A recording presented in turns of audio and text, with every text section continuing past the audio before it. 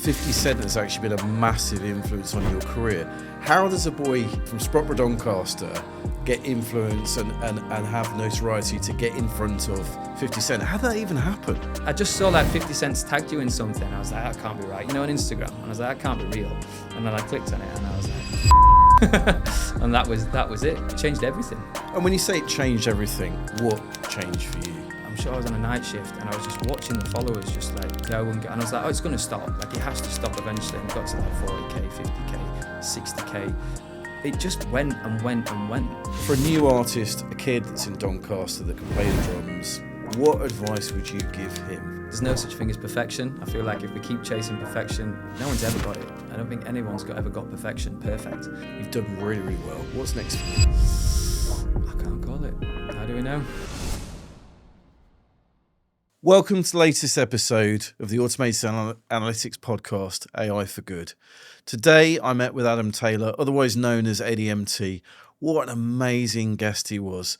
This is an artist that started playing drums at 12, was discovered by 50 Cent, and has got some really, really interesting opinions on AI and the future of the music industry. I really do hope you like this episode. It's one of my favourites. And don't forget, if you do, like and subscribe.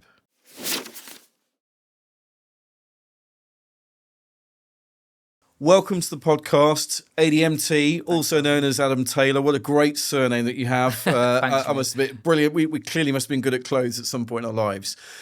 But Adam, you are a local boy done unbelievably well in the music industry. And I'm delighted to have you on our podcast. You know, we're focusing on the music and entertainment industry. But how did it start for you? First of all, thanks for having me. It started just I guess from originally I was playing drums, and that was great. I loved that. That was what I wanted to do, to be fair. Sometimes still want to do it because it's just more chilled out. You're at the back, you know, no pressure. But then after a while, the band I was playing for, they were a lot older than me. They had families and stuff, and they were just like, oh, we're not going to do this anymore. So I was like, shit, what am I going to do? And then a couple of mates had heard me sing, like messing about, really. And they're like, oh, you've got to be a singer. And then kind of from there, I was like, well, I didn't really want to be at the time, but I still love music. So I was like, and I guess just one little bit at a time, I started to then do the odd open mic night when I you know, just slowly build it, I guess, and just get after this thing that I wanted to check if I wanted to do first. And then when I knew that, you know, I love music, and what else am I gonna try and find to do with my life that gives me, I guess, the purpose that music does, then that was it, you know. But yeah, it started out just literally at open mics. A good friend of mine, I rang him one day. He was a guitarist. I don't play guitar very well. Still don't play guitar very well. I was like, I'm gonna be a singer, and he was like, all right. I was like, I need a guitarist. He's like, I'm in. I was like, cool. So we just got together and we wrote, like, to be fair, we wrote some of my songs that are even out now were the first songs that I ever wrote with him. And then I was still working in a factory at the time, but we got it was like continental shifts, so you did X amount of days, then got so many days off. So my days off, I'd just try and do the music as much as I could, or if I could finish a shift and go to the studio that another friend had in Bradford, I would go there. But yeah, just I guess just baby steps and just working towards something that I loved. I didn't know how to do it, like no one does. I still don't know what I'm doing, but like just that's kind of it, really. That's how it started.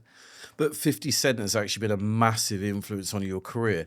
How does a boy, you know, from Sprotbrough Doncaster get influence and have notoriety to get in front of 50 Cent? How did that even happen?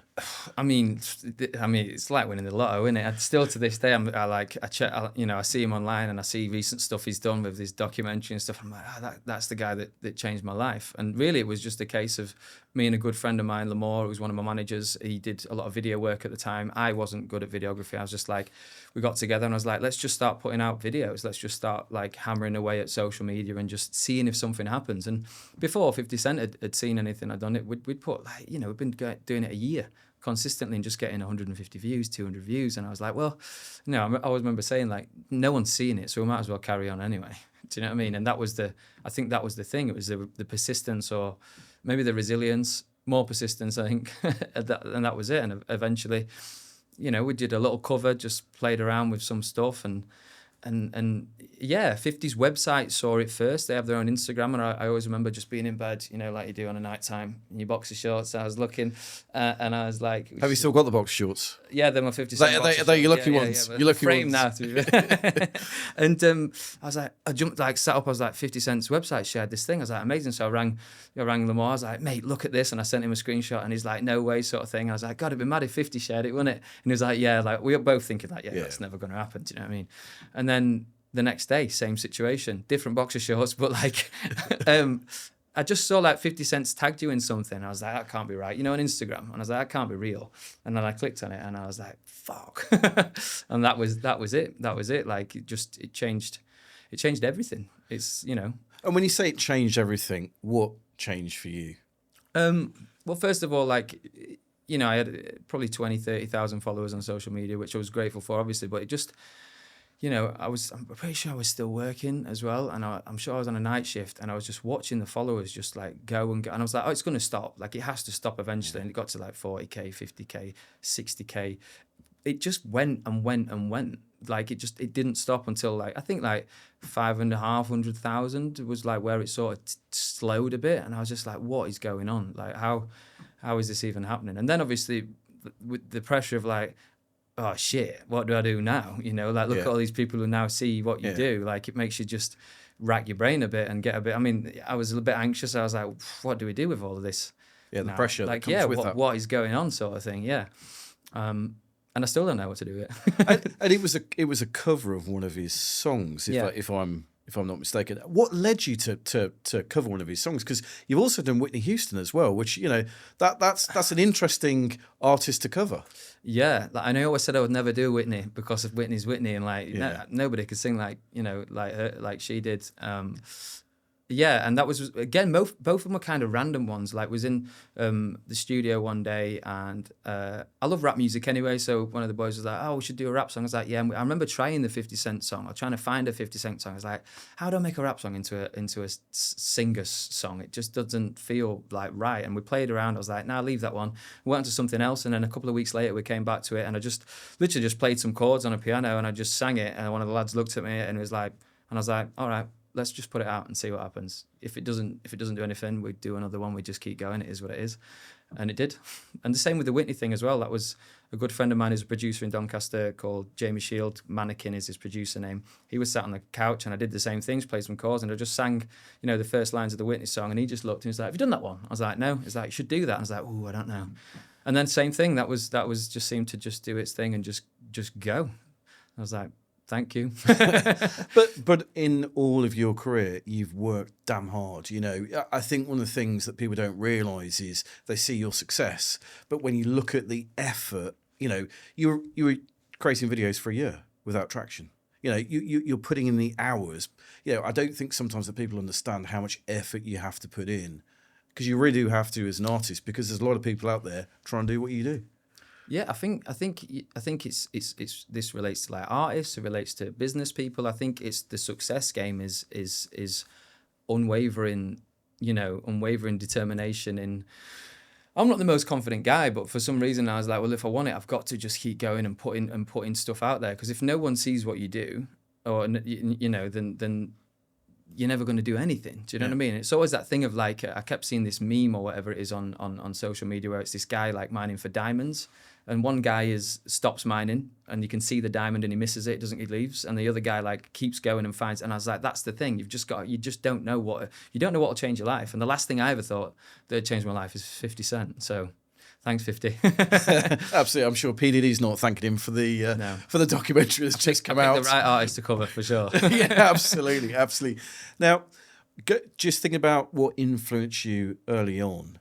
So obviously you picked up the drumsticks, you started playing drums. Was that, a school thing? Was that a teacher thing? Who was that initial kind of, influence to get you into music? Or did you just literally pick up the drumsticks and start bashing one day? No, there's a mate of mine at school that was playing drums, and I was like, it was a good friend, and I was like, I fancy a bit of that, and I remember saying to Mum, I was like, I want to play drums, and she's like, fucking hell. Why couldn't you pick something quiet, sort of thing? But luckily, both my parents were together at the time, and they backed me, and I said, well, start doing lessons and see how you feel and stuff. And then it was just something that I just loved and I kept doing. And then we got a drum kit, and that was it. the neighbours are fuming. What a shame, but good for you. So, moving on to the music industry for a second. Yeah, back in the day, you'd go on Top of the Pops, you produce a record, it'd be cut in vinyl in the 80s, I remember that. And you go on Top of the Pops, you do a bit of promotion, hopefully your song will get in the charts, you get a royalty check, you go on tour, you get another royalty check.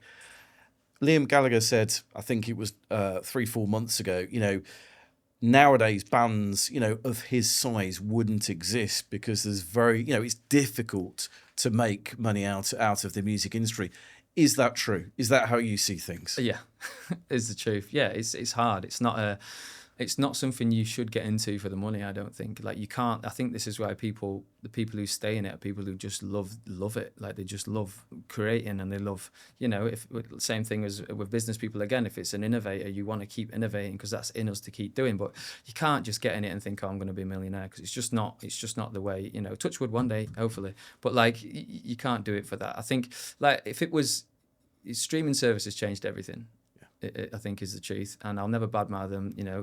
Spotify have been great to me. All the streaming services have been really good to me as an artist. Especially recently since I've started to hopefully do a bit better. But yeah, I think they pay 0.003 of a penny per play.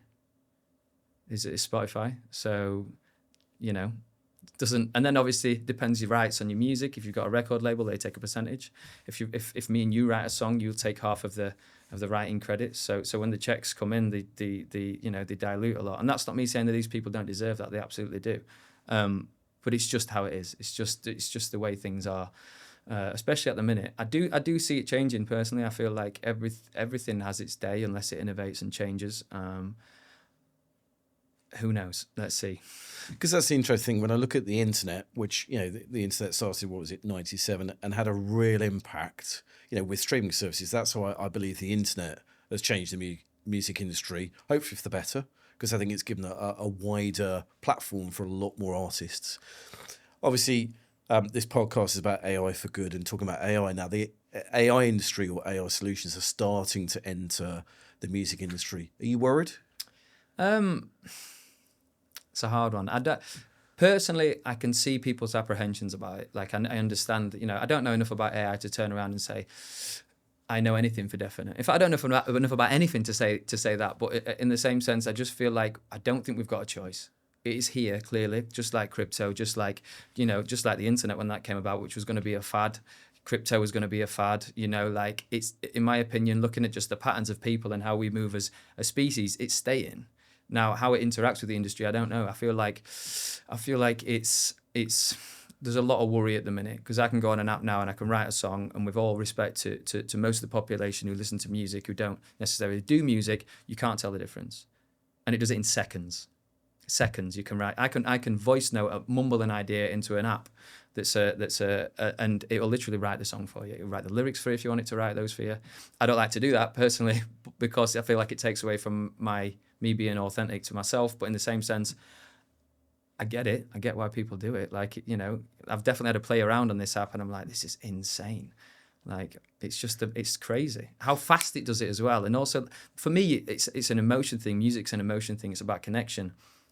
And me as a listener, knowing that this is a robot or a program that's making it, I still feel like, oh, that's really nice. That melody's really nice. Or these words, I'm like, it's just insane. But it's here, is the truth. Thank God we've got live shows. But do you, and it's interesting because, when Elton John has a go at the Labour government about AI copyright, you got to sit up and take notice. And my concern is without regulation, you've got an issue over copyright. But it's interesting you should talk about authenticity, because AI is always looking back. It's never going to look forward. It can only base its data on what it's heard or seen before. Whereas you as a human being, your intellect can compute stuff, and it is that authenticity. But it's interesting that you use, are you using AI tools in your current songwriting or production, or is it just a bit of a play about?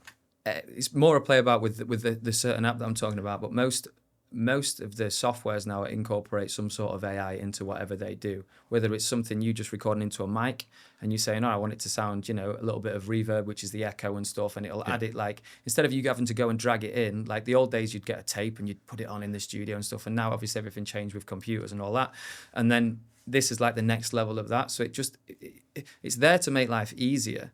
It depends how easy people want to let it be. I know I'd say I don't know as fact, but like the rumors I'm hearing is that there's a lot of AI music on Spotify now. There are people, you know, sort of arguing about whether it should be there or it shouldn't be there.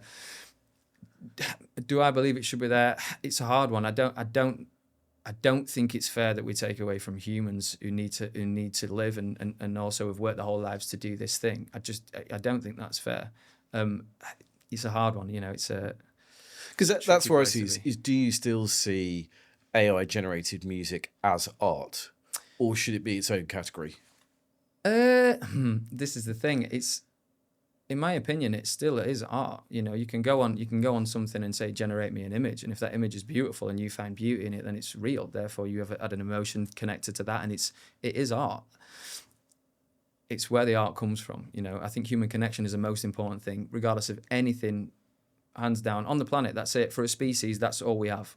Everything else is bullshit. You know, some of it's great bullshit, but it's not necessarily as real as us having a conversation or us feeling something, you know, towards someone else, or when we hear a piece of music or see some art or whatever. So that's the thing that I'm trying to, I guess, hold on to and hope that we're always going to want that and need that. I think we do, but I also then think 100 years, who knows? Like, look how fast AI's, you know, advancing now. Yeah. So we don't know what it's going to be, but I think we can take a wild guess it's going to be pretty advanced. And that's where, you know, where do you see the music industry in the next 5 years with AI coming in? Do you think you're even going to get acts that are pure AI? So even like the videos and the promotion behind them is pure AI. Yeah. Some of the acts are here now, and I forget the names of them, but I know there are definitely streaming artists out there. And I say artists, AI created acts, image, sound, everything. You know. I don't know. It's a hard one. I never want to be the guy that says like, "Oh no way, this is terrible." I also, you know, you're gonna have your apprehensions about it. You know, I worry about people who I know who write music for adverts and for you know, and that's how they make their money. You know, I worry about producers. I worry about songwriters. I worry about people, friends of mine in the industry who potentially like could you know, hopefully not, and hopefully things do change in a way that enables people to still be people and earn a living, and you know. And that's why I think that when you talk about music as being part of culture, you know, you're a very snappy dresser. Even I've said to you when you came in, I need to wear baggier clothes. I clean up with the latest. My roll. Overcycling. But you're not going to get that following of fashion. You know, I used to tune into Top of the Pops when I was a kid because I wanted to see, you know, what Saint Laurent was wearing or what other artists were wearing. With AI produced, you're not going to get that. You're not necessarily going to get that connection with that artist. And a lot of it is, yes, it's down to their music, but also down to their personality. I can't see AI having that same personality. Or do you think it could? Again, I think it all comes down to how fast it's moving. I think it doesn't have a personality now. But I have arguments with ChatGPT even now, you know, where I'm like... Is that any boxes? Yeah, no, not about the boxes. Not this time. But like, just in general... I can't see it not being able to replicate human emotion at a point, because it half replicates it now. You know, I had to say to ChatGPT the other day, I was like, stop speaking to me like we're friends, like speak to me like because it was weirding me out. It was like, yes, mate. I was like, 1 minute, this is mad because you're not a person. So like, it just made me feel a bit odd. So if you could do that now, like, you're going to be, I don't know. I just think of how things advance. I know I was trying to zoom out a little bit and think like, we were reading newspapers, only newspapers. What was that? I don't even know how long ago, but like, and now look. Yeah. So like, and then, it's just, I think it's just going to be insane. I think they have to put legislation in place personally, and I think they will, to protect people, you know, artists and humans. And I think, you know, with all respect to AI, in case it ever becomes sentient and wants to kill me, we have to protect humans first. Have the kill switch, right? Yeah. So I don't know. So again, it's an odd one. So do you think it's going to be harder for a new act to break through with AI or easier? I think two things can be true at once. I think for some acts that might use AI probably break through easier, and I think there are some that are using it. I know there's a lot of people using certain softwares that are AI, the one I'm speaking about, which is AI generated, in their writing sessions when they're in London and stuff. I know it comes up. Like I've worked with producers that have brought it up for an inspiration for, like, okay, we've got this guitar, for example, but I don't want it to sound like this. I want it to sound like something else. So you explain that, it can explain, make this just sound a little bit different, add some texture, and it will just generate, that's still us coming up with the idea. Yes. But the AI has made it easier. And that's where I think that's a good use case of AI is that you're using it to explore and think of things in a different way that you haven't thought of. Yeah. I think it's a great thing. Where do you stand on cloning artists' voices? Because this is where I think you're into a copyright. And if someone's trying to clone me, I'd be very, very nervous about that, with all my flaws being cloned as well. But cloning artists, for me, that's over the line. But how do you feel about that? I think no one should do that. I feel like if it was me and someone was doing it with my music, as long as you're not trying to make revenue from that, if you're in your bedroom doing it, I don't see such a terrible thing about it. Like, cool, if you like my voice and want something that sounds like that's fine. But if you start putting it out and putting it on Spotify, I think then it's plagiarism, in lots of ways, and I don't think you should do that. No, I think that's pretty rough. And that's where that's where we need regulation really to help steer and stop that, because you're right, because that's your livelihood. Yeah. At the end of the day, it's same as someone stealing our software and trying to re-engineer it or trying to claim it as their own. Yeah. It's taking your voice, which is your code. Yeah. Your personality, and as you say, earning money off. Yeah. That's where it's got to stop. How could the government help you then, in terms of, do you see it's hard and fast regulation, some regulation with teeth? Where do you see that going? Again, this is no disrespect to government, but I feel like they first need to understand the industries that they're trying to protect and the people that they're trying to protect in these industries, such as musicians and artists and creatives, just the same as they need to understand AI and they need to understand crypto for all these other reasons. Like, I think it's down to them to first of all have conversations with people who do this for a living, who get it, who know exactly what it is, and also there needs not to be, and this is a hard thing because partly it's human nature, but we need to take the greed out of it.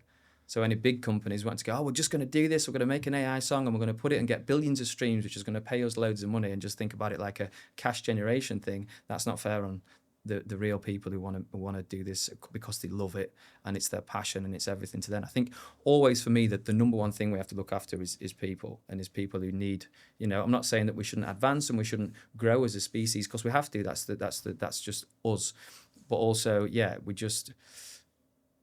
need to understand. They need to not do what perhaps they might have done in the past, whereas go, we're going to do this and we do that, but they don't understand, and then they're screwing certain people over, or just certain groups of people over. It's that they have to do the research and they have to understand the people who are doing it, I think. And I think it's an interesting point you make about the government listening to you as an artist, because I'm sure there's a lot of artists out there, but are they really clued into you and your ideas? Because clearly you're a very educated young man. You've got some very clear you got some very clear opinions, which I think is great as a music artist, and I think the government should engage more with yourselves, because you've come from the grassroots. Do you know what I mean? You really have worked at this, Adam, which as a resident of Doncaster, I'm really proud of you. Your Thanks, song, man. North, love that song. Thank you, mate. Love that song. When we open Gateway 1, I want you to sing that, because to me that's what Gateway 1 and us being in Doncaster is all about, is welcoming to the North. But moving away from regulation, you've mentioned crypto a few times. Where do you think, or what do you think crypto's got right, or what do you think it's got wrong? What can we learn from crypto? Because I'm with you. I think crypto's here. I think governments are taking it more seriously. Certainly Donald Trump in America, US federal government is talking about buying and using crypto. What's your experience of crypto? Do you think it's a good thing, a bad thing? What can we learn from it? Again, it's a hard one for me to speak about something that I'm interested in crypto, but I'm definitely not a professional. I've dabbled a little bit, I've always been interested in it. I used to sit on nights and just watch stuff, but I've never really understood charts or anything. Everything I've gone is like, I'm more a terrible gambler, so I'm like, I'll just stick a tenner or 50 quid or whatever and see what happens, sort of thing. I think crypto came about because I think as a from what I've heard, and again, we don't know the full story of where it actually originated from. It's from a guy that's disappeared apparently, and all this stuff. You know, that's where Bitcoin came from. I think real people want freedom. If I'm honest, and I feel like as a whole, especially, you know, being a working class guy, even in crypto and stuff, that's where it came from. It's not the case anymore. Now it's become a massive asset. Now it's become something that the government now hold, and they're starting, you know, their own funds for it and stuff. And I feel, my fear is it just gets manipulated like everything else, and real working people are going to get screwed over. That's actually my worry for it now. Over when it was first coming out, it was this new exciting thing, and it felt like people had control.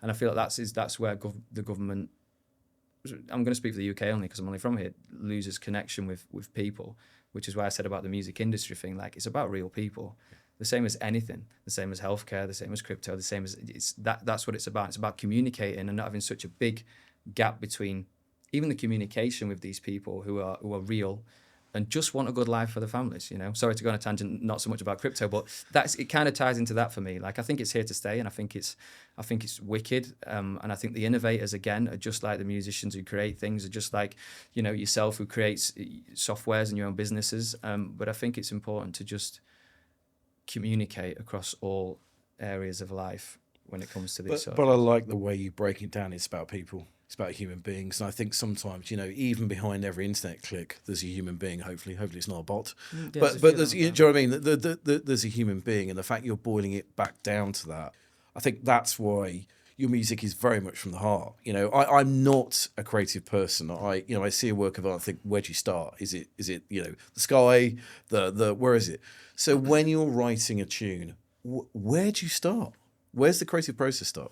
Just with an idea, just the same, I guess, as anything. Like, just it can be a feeling. Usually for me, like, I struggle to write songs. I don't write songs about beautiful girls and fast cars because I don't have many in my life. But I like it'll change off this podcast. Hopefully. But like, I write songs, I guess, about mental health because I struggled with it. I write songs about my parents, you know, my dad leaving, because that's just what happened. I feel like, and if it happened to me, I know it's happened to other people. And I guess that's where I find my connection in things. I think I started writing songs for me, and then when I saw people really resonate with it, I was like, oh shit, it's not about you, it's about everyone else. And then there's this responsibility to write for everyone. But yeah, it comes from an idea. It can be a chord, it can be a thought. I have a list of stuff on my phone. If I'm sat on a train and something pops into my head, I'm like, yeah, I'll write that down. It could be a voice note. Sometimes when you're dropping off to sleep, you'll think you've got this mad idea and you'll voice note into your phone, and then you wake up in the morning and you sound like shit. And you're like, no, that's not it. I think it's just ideas. It's consciousness is where everything comes from, innit? It's the same thing for all of us, whether it's you with what you do, or I do what I do, or the guys behind, you know, the production here and stuff. That's it. But it's interesting how you talk about responsibility. And earlier in the podcast, you mentioned about, you know, when 50 Cent sort of follow you and you got the notoriety and the followers that you got, God, I've got to live up to that expectation. That's a pretty big expectation. But you seem to wear it really, really well. I mean, yeah. What's your advice for that? Just blag it. I think at first, I've definitely not worn it as well as I do now, but I think growth is everything. So like, God, yeah, you've got like, people see you on a podcast or doing your songs or at a gig or whatever, and they're like, oh, this guy's got it together, and I haven't. Like, no one has. Nobody's got it all together. No one has one thought and is solid constantly. We all have these moments where we're like, what is going on? What am I doing? Anxious thoughts, you know, like, yeah, I don't think it's... We call it imposter syndrome, you know, and I suffer from that a little bit. You know, I think, you know, I lead a global AI business. Am I the right person to do that?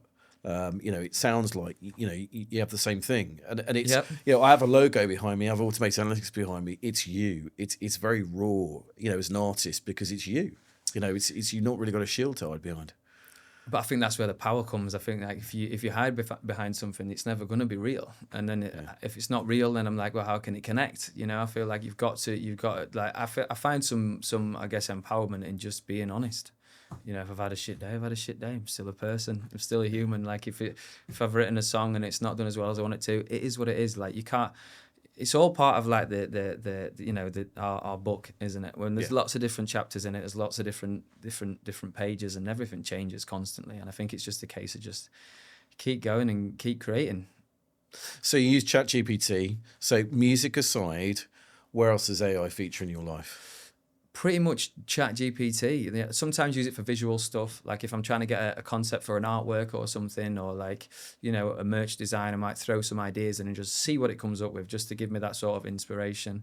That's pretty much it. I'm quite bare bones on it. I might ask it about, like, if I feel like I'm dying one day, I'll be like, I've got this thing, this weird headache or whatever. Am I dying? And ChatGPT's like, yeah, go to the hospital. And I'm like, oh no, can't be bothered with that. We'll leave it a day or something. So it's the same as anyone uses it for. ChatGPT is Google now. Yeah. It's past Google. It's quicker than it. Yeah. If I say, hey Siri, with all respect to Siri, and I don't know the gender, but they ain't got a clue. Like, they've not got a clue what, like, you ask it a simple thing and it's not got it. Whereas you put something into there and it gives you information. Like, I'm not saying it's all right, because where's it collecting its information from? How do we know, in the same sense, but it gives you a rough idea at least. But I think it is that filter you need to apply is not all the results you get back are always the best. So, for a new artist, or, a kid that's in Doncaster that can play the drums, 12 years old maybe, what advice would you give him to get, for getting into the music industry, or not even give him advice to get into the music industry? What would you tell him to do? If mum and parent guardians are cool with it, get on the internet and show everybody what you do. And don't be good at first. Doesn't matter, because you're not supposed to be. You're not supposed to be the best when you first start doing stuff. There's no such thing as perfection. I feel like if we keep chasing perfection, no one's ever got it. I don't think anyone's ever got perfection perfect. So, like, just show people what you do, and you will build people through that. Whether it's one person, I have one guy, bless him, who still comes to my gig. He was the first person to ever, like, show me any love on SoundCloud I was using at the time.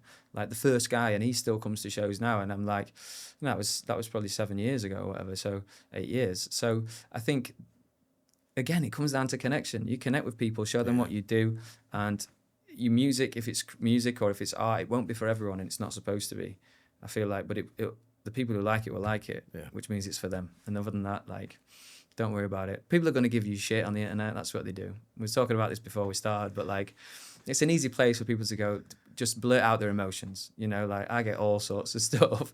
And it's just, my rule on that is, like, unhappy people say unhappy things. I don't know anyone who's really happy who goes, oh, you're a dickhead, like, or whatever. Like, it just doesn't happen. Do you know what I mean? So I think it's just a case of just you've got to build up a bit of a thick skin, because it's never nice for us as a humans, just for someone to say, oh, this is this, or this is that, or why have you done this, or... But it's just part of being human as well, I think. I mean, your song North, as I said to you, I listened to lyrics of that, 15 degrees, it's a scorcher. I'm originally from the south, and that literally is my take on North, is once it gets to a certain temperature, God blimey, it feels really hot. How does it feel having, people recite lyrics to you and really get into music? Is that what makes you tick? It's definitely part of what makes me tick. Yeah, I feel like understanding that people connect with it is a madness, because I think we all want to be recognised. We all want to know that our voice is heard and that we matter, regardless of whatever you do for a living. I feel like a lot of the mental health crisis comes from people who feel like they don't matter, or they, that they're not heard, or they're not respected. And I feel like that's a tribal thing that we have as humans as well. But it's the maddest thing. Sometimes I go to post some content that I've not seen from a show, and it's everybody singing back, and I'm just like, shit, like, you forget I would have given anything to be in the position I'm in now. So yeah, just grateful, I think. Like, it's a crazy life. So what's the future for ADMT then? Because you super impressive. You've done really, really well. What's next for you? I can't call it. How do we know? I think I've just got to keep doing what I love to do. That's it. Like, and hopefully more and more people will resonate. And I've still got the ambition things. Obviously, I want to do Wembley. Obviously, just so it's my life bucket list stuff. Ego stuff. 100% still want it. And hopefully, that'd be nice next year if we could sort that out. But like, just in general, just to keep growing as a person, as an artist. So how do we get ADMT to Wembley? Because that's a challenge I'd love to take on. How do I get you to Wembley? Well, first of all, I think I don't know. I hope people like me. You stand the M1. And like the music. Yeah. How does someone get there? Support from people, fans. Again, this is the thing where that almost doesn't make AI irrelevant, but the important thing is that you can go out into the world and see real people and sing with real people. It's not me singing at them; they're singing too. But it's a connection thing. Like, if people connect, and hopefully they'll keep connecting, then it can grow to whatever it should be. And is there a cycle of releases you have in your mind, or you just release stuff as and when it happens? Yeah, sometimes as and when it happens. I did a song recently with Big Nasty. It was a song about my mum, and then that just kind of popped into the schedule, and I was like, I feel like we should put this out, and everyone was like, cool.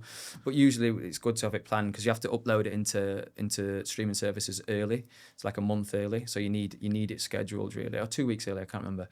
But you need it scheduled within reason. And also I've got a lot of songs that I like that I know I want out, so I've just made a list throughout. Next year's going to be busy with that, just as much music out as I can. But success for you is this is now your day job.